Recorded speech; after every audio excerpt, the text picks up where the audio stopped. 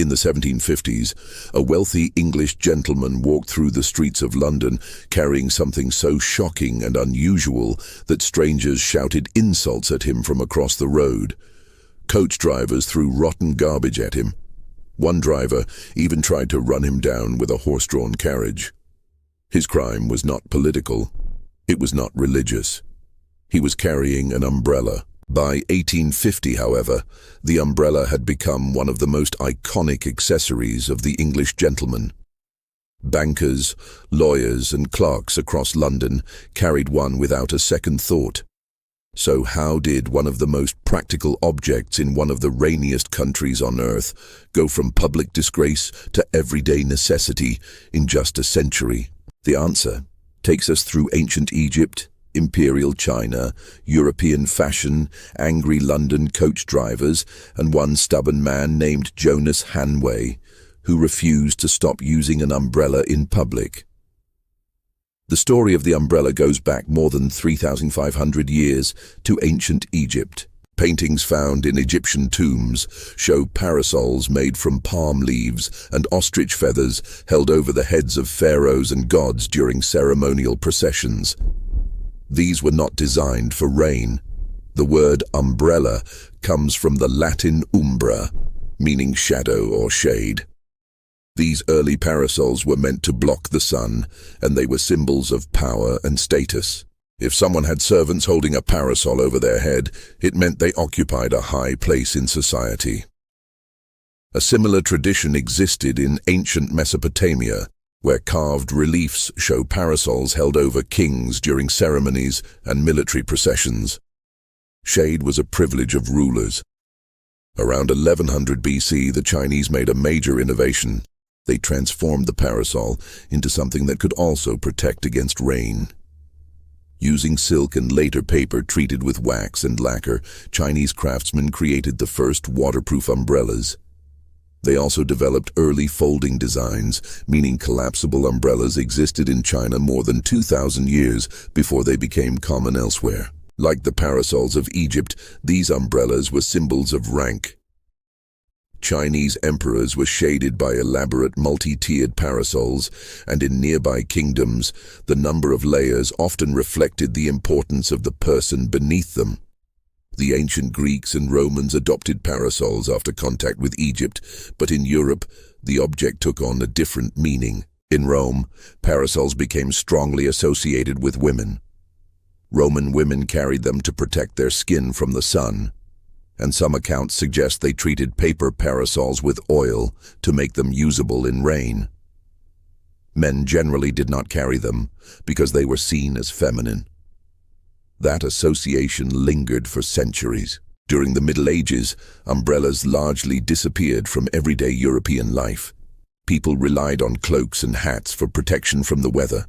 It was not until the 16th and 17th centuries that parasols reappeared in Europe, especially in Italy and France, where they were fashionable accessories for wealthy women.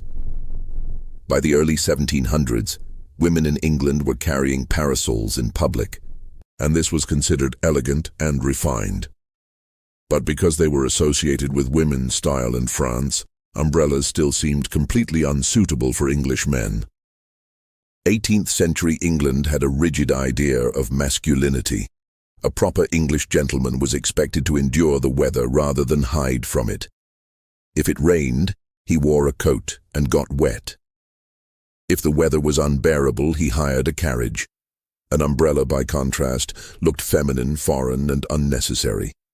To many Englishmen, carrying one suggested softness or even social inferiority. There was also an economic reason for the hostility.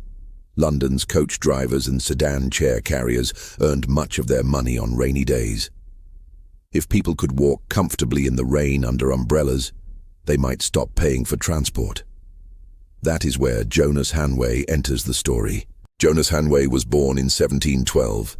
He worked as a merchant and traveled widely, including through Portugal, Russia, and Persia. During his travels in Persia, he saw men and women using umbrellas openly for practical protection against both sun and rain. When he returned to London in 1750, he brought the idea with him and began using an umbrella in public. The reaction was immediate and hostile.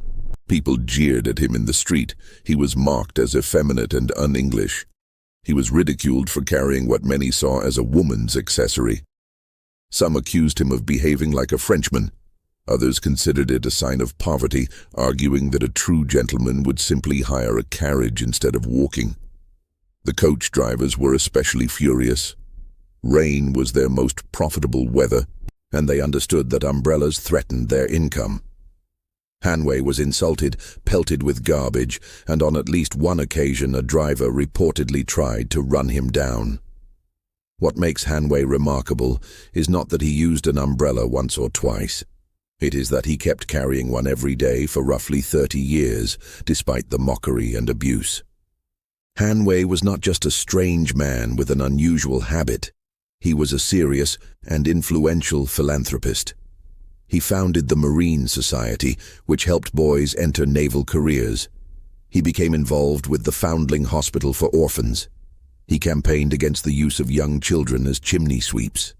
He was, by all accounts, an energetic and committed reformer. And every day, rain or shine, he continued walking through London with his umbrella. The turning point did not come all at once. It happened gradually. People began noticing the obvious. Jonas Hanway stayed dry while everyone else got soaked. He could walk through the city without paying for a carriage and without arriving drenched. However ridiculous the umbrella may have looked at first, it was undeniably useful. Slowly, other men began using umbrellas too. Each new person who adopted one made it seem a little less scandalous for the next. By the time Hanway died in 1786, umbrellas were becoming increasingly accepted in England. Once the social barrier had been broken, innovation followed quickly. In 1830, James Smith opened a shop in London dedicated to making and selling umbrellas. That business, James Smith & Sons, still exists today and is often considered the oldest umbrella shop in London. Then, in 1852, Samuel Fox introduced the steel-ribbed Paragon frame. Earlier umbrellas had used heavy wooden ribs, which made them bulky and awkward. Fox's steel design made umbrellas lighter, stronger, and more practical. That invention helped turn the umbrella from an expensive novelty into a widely used everyday object. By the late 19th and early 20th centuries, the transformation was complete. The umbrella had gone from being mocked as feminine, foreign, and unnecessary to becoming one of the defining accessories of the English gentleman.